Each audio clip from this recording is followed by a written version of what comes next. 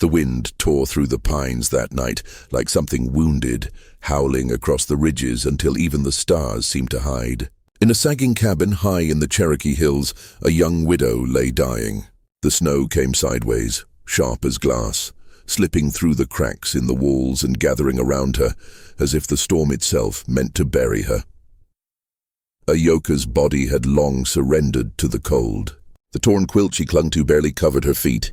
Her breath came shallow, her lips cracked, her eyes clouded by fever. Days had passed since her last mouthful of acorn flour, and even that had left her sick. The fire had died, the woodpile gone, and her strength with it. She could no longer tell if the shaking beneath her skin came from the wind or from death drawing close. Outside, the storm deepened, and through its roar came something new. Hooves. Slow at first, uncertain, then steady, real. Ayoka's eyes opened, her mind reaching for the sound through the fog of fever. She tried to lift her head, but it was like moving through water. Her voice came out as a rasp, barely more than a whisper. "If you've come to kill me, do it quickly." No one answered. Only the wind pressed harder against the door. Then came the creak of a saddle, the soft thud of boots in the snow, and a shape filled the doorway, a tall figure wrapped in a heavy coat. Snow crusting the brim of his hat, a rifle slung across his back. Thomas Whitaker hadn't meant to stop. He'd been out searching for cattle that had broken fence near the northern ridge, but when the storm rolled in, he lost the trail and turned toward the trees for shelter. He'd thought the cabin empty until he heard that faint, broken voice. Half prayer, half dare. He stepped inside and shut the door behind him, muting the storm to a muffled roar. The air inside bit colder than outside. His boots thudded softly as he crossed the dirt floor and looked down at the figure on the ground. Her face was thin but striking, cheekbones proud, eyes dark and glassy with fever. She looked too young to die out here. Thomas crouched beside her, gloved fingers brushing her forehead. Her skin burned like a coal. Around them, the cabin sagged beneath the weight of snow. No wood, no food, not even a spark in the hearth. She wasn't going to make it through the night. But he didn't turn away. He gathered what scraps of wood he could find near the hearth, struck his flint, and coaxed a flame to life. The fire caught slow, uncertain, before climbing into a steady glow. When warmth touched her skin again, he lifted her gently and laid her near the blaze on a folded blanket. Her voice cracked through the silence, weak and wary. "Why are you helping me?" Thomas didn't answer right away. His face was shadowed by the firelight, his jaw set hard. He only said, "Because someone should." For a long time she said nothing. The fire's light flickered over her face, softening the sharpness of her exhaustion. She didn't trust him, not yet, but the warmth was too good to refuse. The wind screamed outside, but inside, something small and stubborn fought back against the cold. Thomas sat near her and pulled a canteen from his coat. He poured a trickle of water past her lips, watching her chest rise and fall. Her breathing steadied, slow and fragile. He knew what would come if anyone found out. A white rancher keeping a Cherokee woman under his roof was the kind of talk that spread like rot. But watching her eyes flutter open again, he knew he couldn't walk away. When dawn came, he lifted her onto his horse and rode through the snow toward his ranch.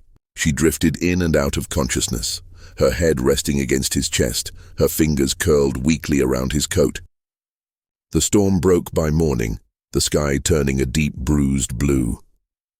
The Whitaker Ranch stood lonely against the hills, a sturdy house built not for beauty, but for endurance. Inside, Thomas set her near the hearth, boiled water and cleaned the cuts on her hands. His movements were rough but never cruel. He treated her like someone worth saving, not someone to pity. When she woke again, the smell of smoke and stew filled the room. Her first instinct was to reach for the knife she didn't have. Her body tensed, ready to fight. Thomas sat by the window, polishing his rifle, his posture calm as if nothing unusual had happened at all. She realized then where she was. His house, his fire, his mercy. He didn't look up when he spoke, his voice even and quiet. "The storm would have killed you." She stared at the flames for a long time before answering. "I didn't ask to be saved." "No," he said. "You didn't." She drank from the cup he offered but didn't thank him. She couldn't. Gratitude felt too much like surrender. In the days that followed, they shared the house in silence. She ate what he gave her, rested when her strength failed, but her eyes never stopped watching him. Kindness was a dangerous thing. It always came with a price. But Thomas kept his distance, never asked questions he didn't need answered, never reached for her when she flinched. On the third morning, as dawn stretched pale light across the hills, she broke the quiet. "Why do you live alone?" He paused at the stove, the kettle hissing. "Lost my wife and son 5 winters ago. Fire took them both before I could reach the door." Ayoka's gaze fell to the floor. "I lost my husband last spring. Soldiers came. They burned our food stores. He tried to stop them. They were not my men," he said after a moment. "They all wore the same boots." Thomas nodded. "Maybe so, but I pulled you from the snow all the same." Her eyes lifted toward him, softening. That night, as he sat by the fire peeling apples with a small knife, she watched him from the cot. "You said you don't pity me," she murmured. "I don't. Then why?" He set down the knife and met her eyes. "Because I know what it feels like to lose everything and be told you deserved it." The fire cracked between them.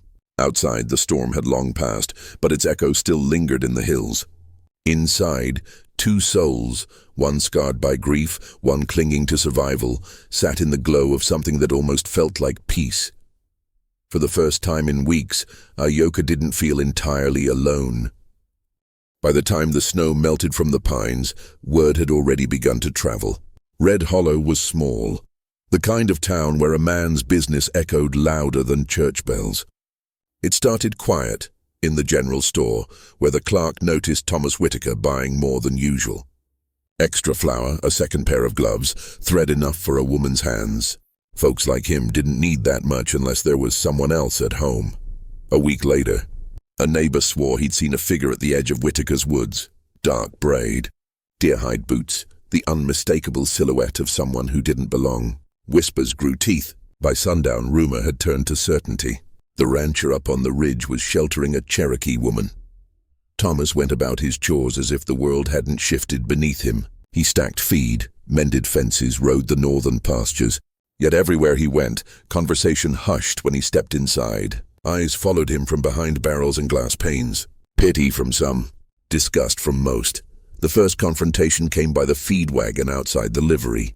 Jed Harrow leaned on the fence rail, arms crossed, a smirk heavy on his lips.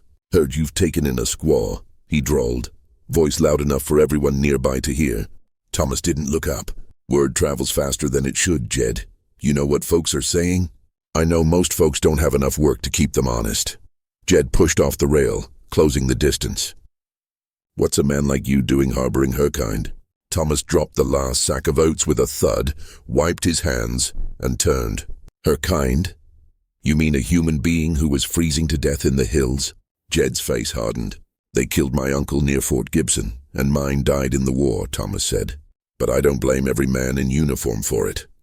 Another voice joined, Joe Lawson, the blacksmith, his arms like iron bars crossed over his chest. "It ain't about hate, Whitaker. It's about loyalty. Folks think you've gone soft." Thomas looked at them both, calm but unyielding. "She's not your business." He mounted his horse and rode out without another word. At the ranch, Ayoka watched him return.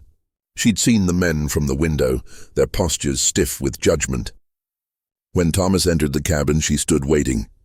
"You should have let them speak their threats," she said. He shut the door against the wind. "You're safe here, I'm not. They'll take your land, your name. Let them come," he said quietly. She searched his face. "Why risk everything?" "Because some things are worth more than land or pride." He looked at her then with a steadiness that left her breathless. "You deserve to be safe." That night she couldn't sleep. The fire whispered low in the hearth, and outside coyotes called across the valley.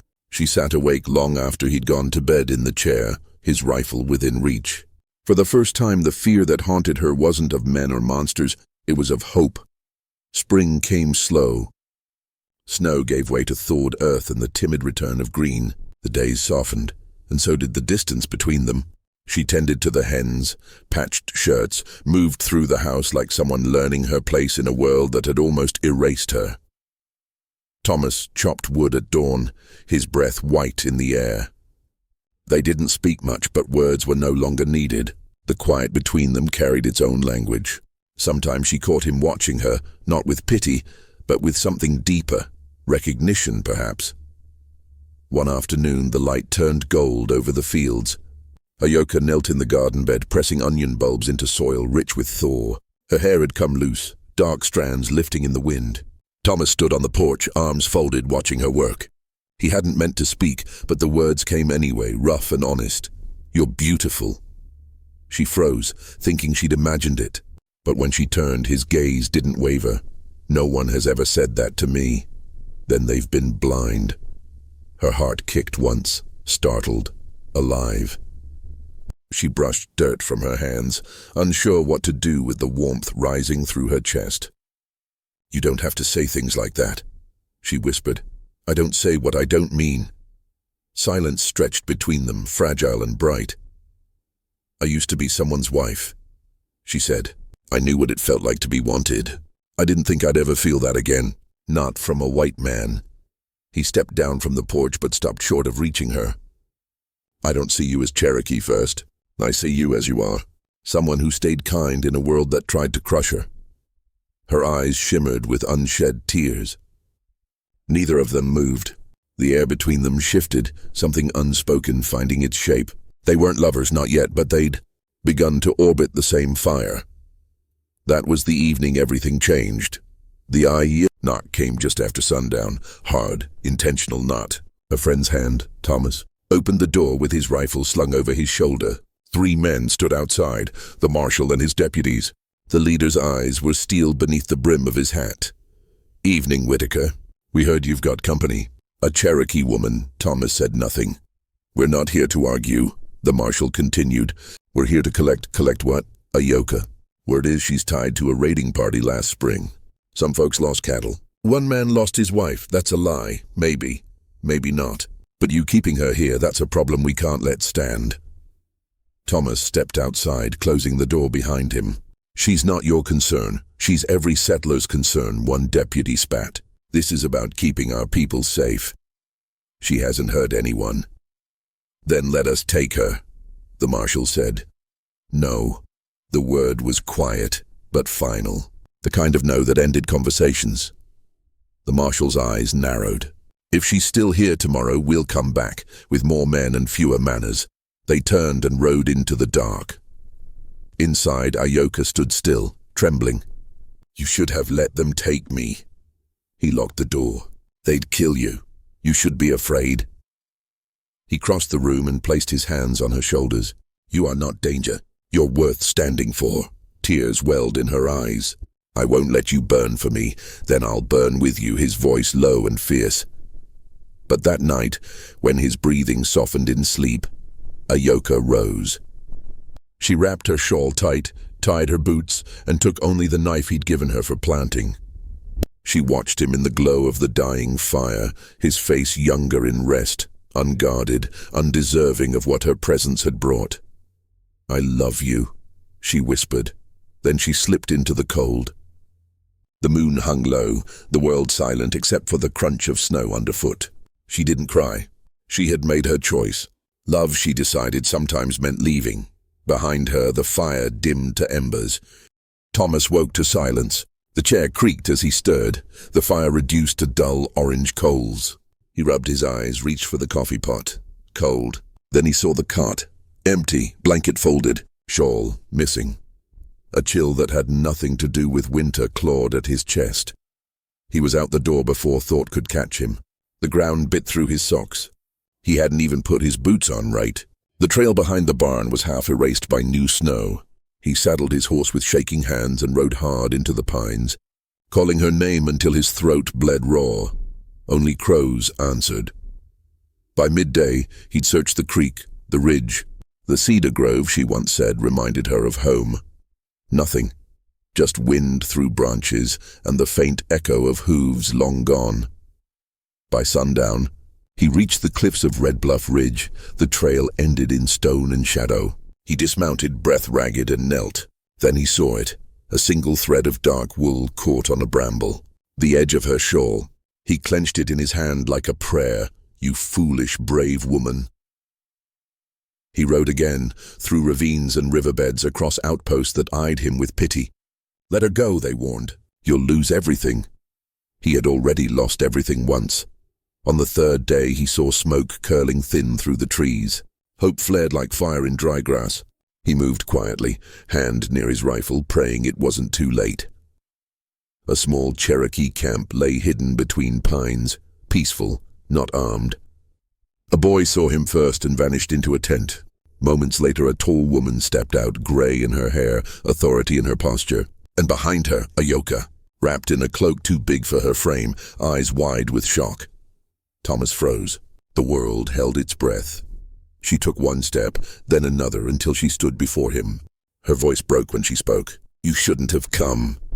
He reached for her hands, rough palms against her trembling ones. "I woke up and you were gone. I had to.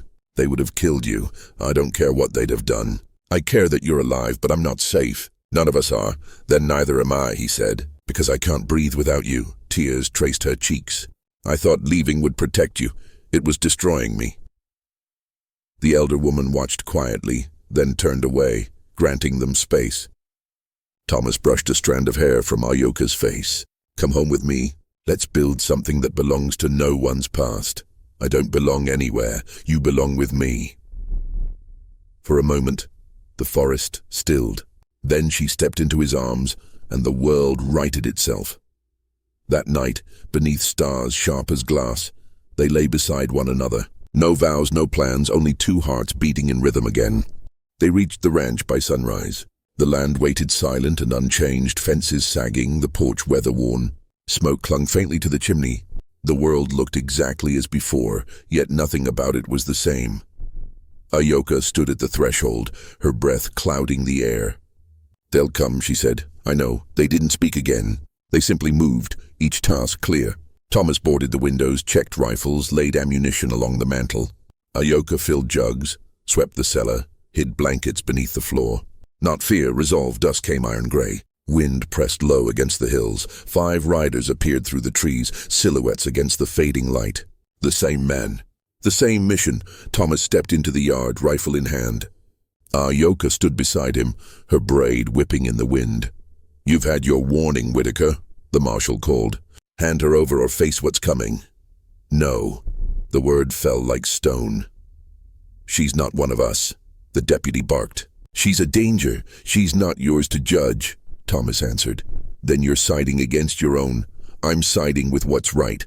Ayoka stepped forward, voice clear. "I am not afraid, but I will not run anymore." The marshal's jaw tightened. "Then you'll both die here." Thomas's tone dropped to iron. "No, we'll live here together. And anyone who wants to change that will have to go through me." For a heartbeat, no one moved. Then one rider turned his horse. Another followed. The rest hesitated, faces shadowed by doubt. Fear broke before courage. They left in silence, swallowed by dust. Ayoka's shoulders sagged, the tension leaving her body like a long-held breath. "We didn't beg for peace," she murmured. "No," he said. "We made it." They stood as the sun sank behind the ridge, light spilling gold across the valley. 2 figures carved against the fading sky, unyielding and unafraid. Spring came early that year, as if the land itself wanted to start over. The valley turned green, soft and wild. Flowers bloomed along the creek bed, and the soil grew generous again. People changed too, in quiet ways. An old widow left eggs at their gate. A young couple traded wool for flour. No apologies were spoken, but silence carried something gentler. Even the marshal, months later, rode past and tipped his hat without a word. Thomas and Ayoka rebuilt what winter and hatred had broken. The barn rose again, cedar-beamed and strong. The porch gained a swing overlooking the fields. She laughed sometimes now, soft, real. He listened more than he spoke. Their days unfolded steady as the seasons, each one a small act of defiance. On a warm June afternoon, they stood beneath the cottonwood where she'd planted onions that first spring. No preacher, no papers, just neighbors gathered in a circle. A woven sash from her people, an old gold ring from his drawer. A Cherokee elder blessed them in her language. A girl played the fiddle off-key. When Thomas bent to kiss Ayoka, petals lifted through the air like snow. That night, they sat on the porch watching fireflies spark against the dark. "You once called me beautiful," She said, I still see it. Not everyone would, I'm not everyone. The stars burned steady overhead. No more guns, no more fear. Only the quiet hum of crickets and a peace they'd built with their own hands. You think they've accepted us? She asked. He took her hand. They don't need to. We accepted each other. She looked out across the land, green, stubborn, free. Love here didn't ask permission. It simply endured. She was a young Cherokee widow dying in the hills until a rancher found her and called her beautiful. It isn't just a story of survival. It's a reminder that sometimes love is the most rebellious thing a heart can choose. If this tale lingered in you like the last light on the prairie, subscribe to Wild West Romance. Each week we bring you stories of forbidden love, untamed hearts, and devotion that doesn't ask permission. Out here, love isn't easy. But it's always worth fighting for. Saddle up. The frontier still has stories to tell.